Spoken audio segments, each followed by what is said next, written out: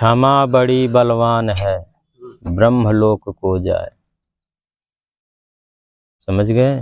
जी जी। क्षमा जो है इतनी बलवान है, वो ब्रह्मलोक ले जाती है जीव को। आइए भगवान, आइए प्रभु, आइए पधारिए, आइए।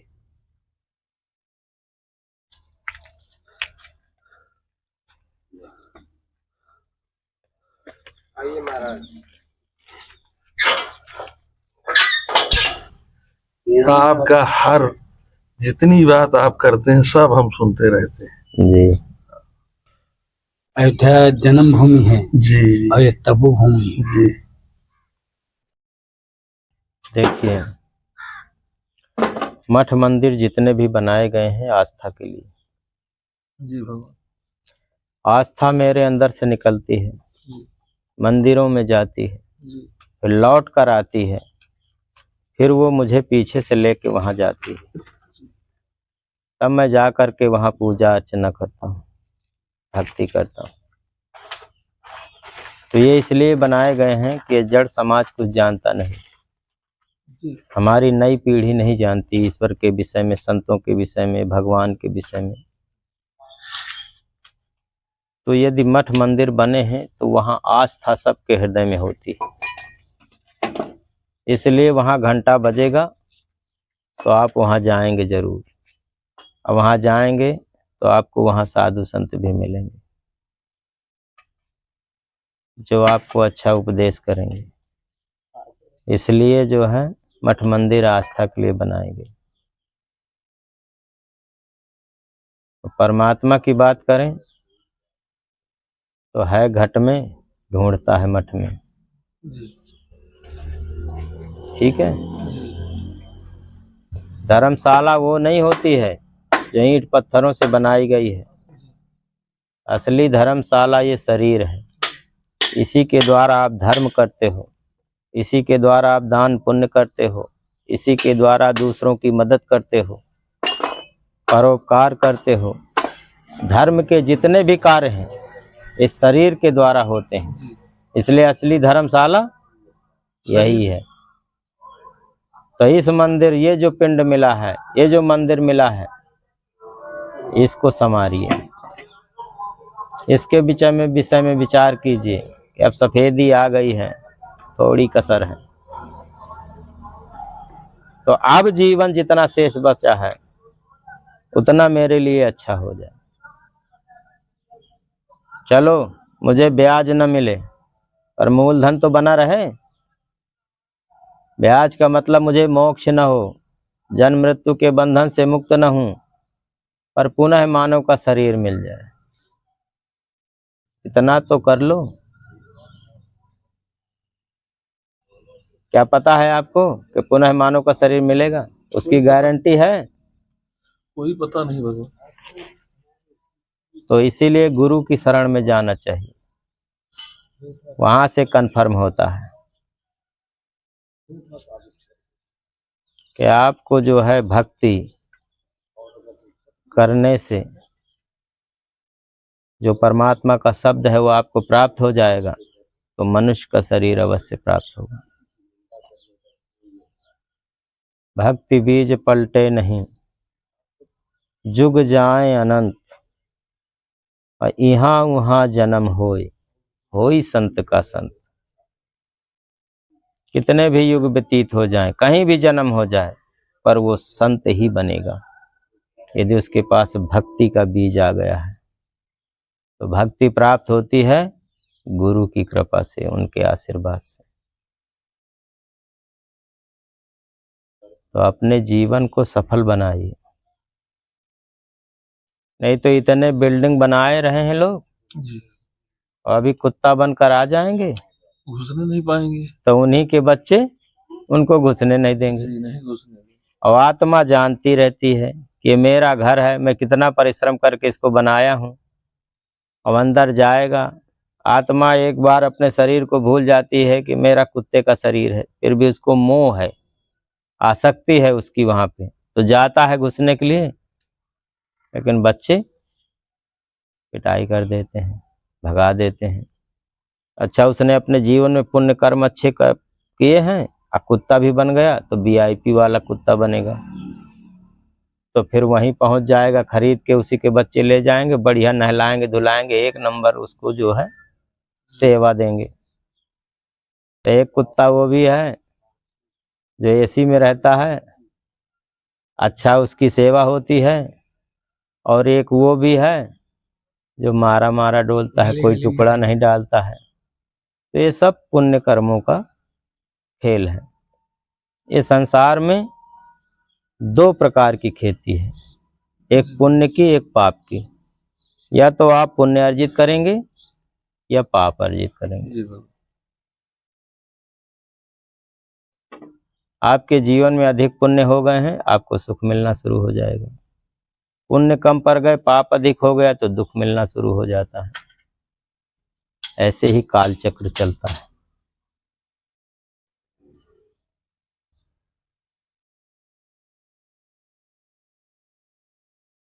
तो पाप के क्षेत्र में मैं बहुत आगे था, बहुत पाप कमाया हूं, पता नहीं कितने जन्मों से कमा रहा हूं, इसी जन्म में इतना कमाया हूं कि कोई हिसाब नहीं। पर अब धर्म के क्षेत्र में, पुण्य के क्षेत्र में मैं कैसे कमजोर रहूं, वहां भी मुझे आगे बढ़ना है। मुझे पुण्य भी अर्जित करना है, सत्कर्म भी करना है, तब मैं अपने जीवन में थोड़ा सा आगे बढ़ पाऊंगा। पाप कर्म अधिक होंगे तो वहीं से ब्रेक लग जाएगा, और दुखी हो जाएगा तो दूसरों को सुनाएगा कि मैं बहुत परेशान हूँ भाई, मैं बहुत दुखी हूँ।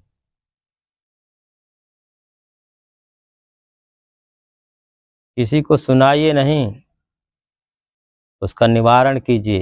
यदि पाप कर्म अधिक हैं तो परमात्मा का, भगवान का भजन कीजिए, पाप कट जाएंगे। साधु संतों का दर्शन कीजिए, उनकी सेवा में जाइए, पाप का नाश होगा। गोस्वामी तुलसीदास जी ने कहा है, दरस परस मुख मज्जन पाना, और कटे पाप कह वेद पुराना। दरस माने देखना, परस आपने स्पर्श किया, उन्होंने सर पे हाथ रख दिया, स्पर्श कर दिया, अपना तपोबल परस दिया थोड़ा सा। मुख मज्जन पाना, कुछ प्रसाद मिल गया थोड़ा बहुत पाने के लिए, तब कटे पाप कह वेद पुराना, तब पाप का नाश होता है। तो मंदिर में चले जाएंगे तो आप पूजा अर्चना करेंगे जी। इसके अलावा कुछ नहीं। और संत के पास चले जाएंगे तो बहुत कुछ प्राप्त हो जाएगा जी बाबा। उनके आशीर्वाद से। जीवन तुरंत बदल, उसमें कुछ न कुछ इंटरफेयर हो जाता है।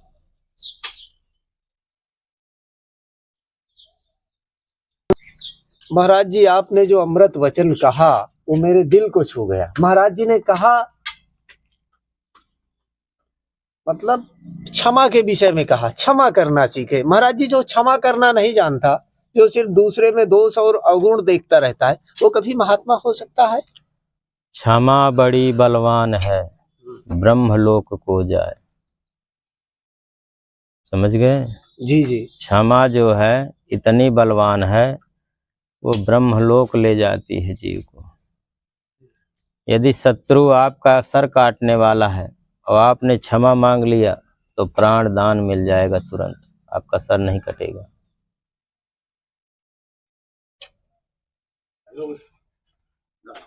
महाराज जी, जो क्षमा को धारण नहीं करते, मुझे नहीं लगता कि वो कोई गुरु या सदगुरु हो सकते हैं। जीवन में रस और निरस होता है। जी जी।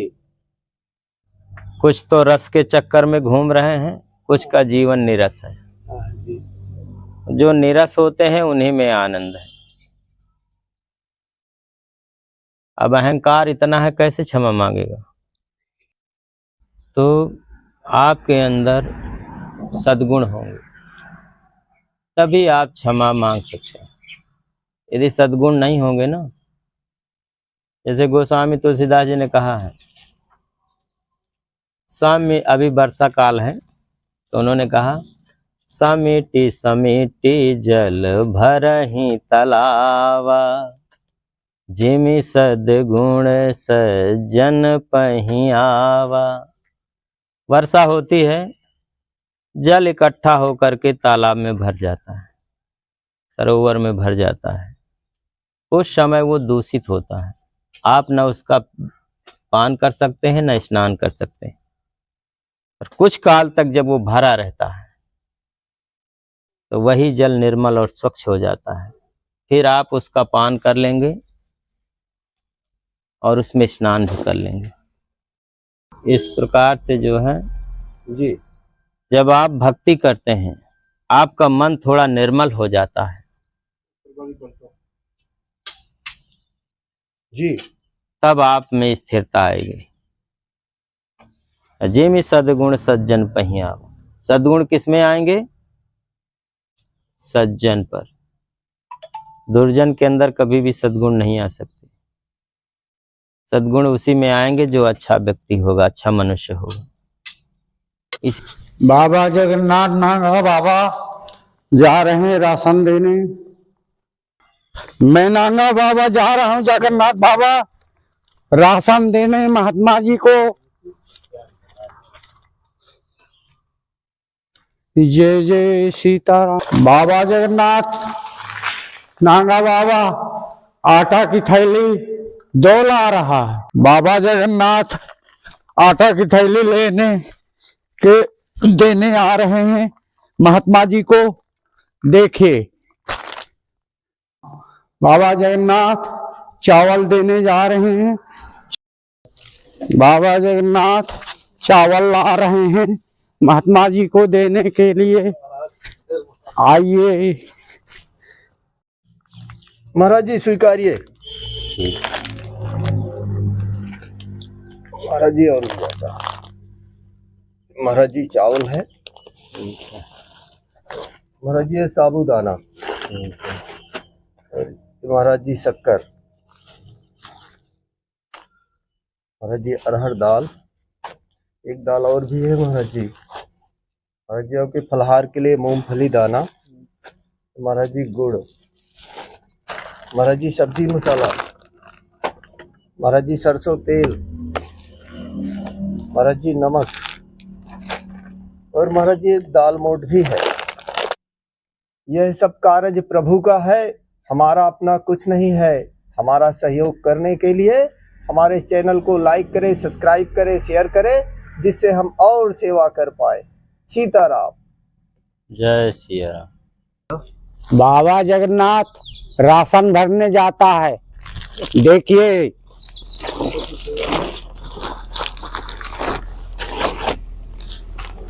दो पैकेट आटा डाल दिया बोरी में।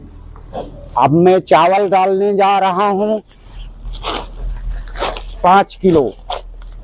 1 किलो मूंगफली, मसाला, दाल 1 किलो, 2 किलो हो गया दाल।